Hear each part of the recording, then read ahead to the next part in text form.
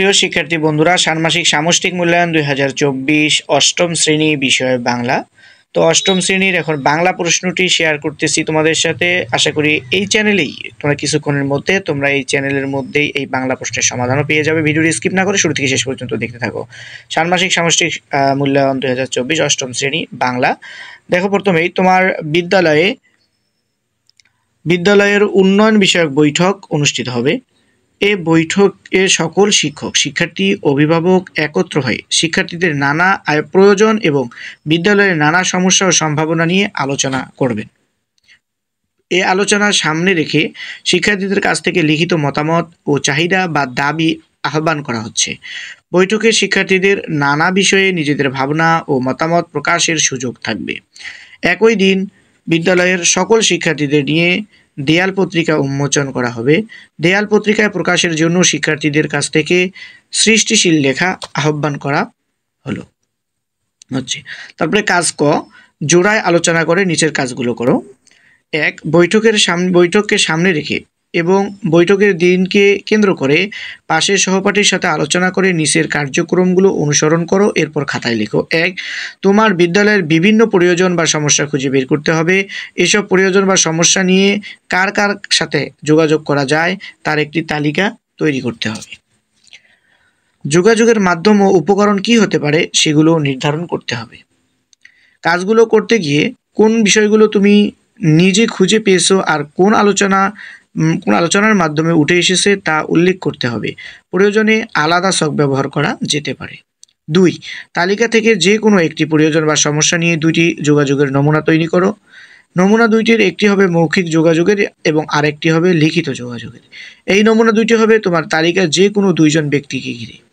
নমুনা 2টি তৈরি করতে পাশের সহপাঠীর সাহায্য নেওয়া যাবে। সহপাঠীর সাথে কথা বলে তুমি কোন কোন বিষয়ে জানতে পেরেছো তা যোগাযোগের নমুনা লেখার আগে সংক্ষেপে আলাদাভাবে তুলে ধরতে হবে। নমুনার ধরন ও বিষয়বস্তু হুবহু এক হওয়া যাবে না।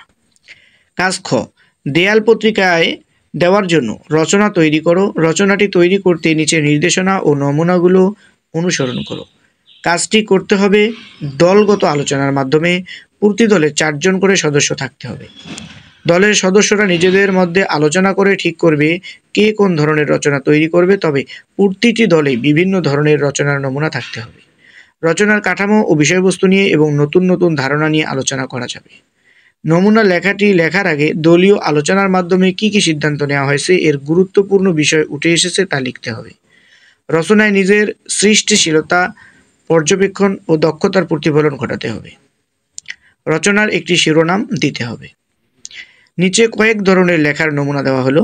বিবরণমূলক লেখা, বিদ্যালয় বা শ্রেণীকক্ষ বা স্কুল মাঠ বা পাঠাগারের বিবরণ। বিশ্লেষণমূলক লেখা, বিদ্যালয়ের সামগ্রিক সুযোগ সুবিধা। তথ্যমূলক লেখা, বিদ্যালয়ের গুরুত্বপূর্ণ তথ্য। কল্পনা নির্ভর লেখা, বিদ্যালয়কে ঘিরে কোনো গল্প। 1, উপরের যে কোনো একটি ধরন বেছে নিয়ে তোমার বিদ্যালয়ের পরিপ্রেক্ষিতে 200 শব্দের একটি রচনা লেখো। উপরের নমুনা বিষয়গুলো ছাড়াও নিজ বিদ্যালয়ের যে কোনো বিষয়বস্তু নিয়ে রচনা লেখা যাবে। রচনাটি লেখার পর এটি কেন বিবরণমূলক, বিশ্লেষণমূলক, তথ্যমূলক, কল্পনা নির্ভর তার পিছনে যুক্তি দাও। কাজ গ, তোমার লেখা উপরের রচনার ভিত্তিতে এককভাবে নিজের কাজগুলো করো। 2টি বাক্যের উদ্দেশ্যের প্রসারক ও বিদায়ের প্রসারক চিহ্নিত করো। যে কোনো 10টি শব্দ অভিধানের বর্ণনাক্রমে সাজাও।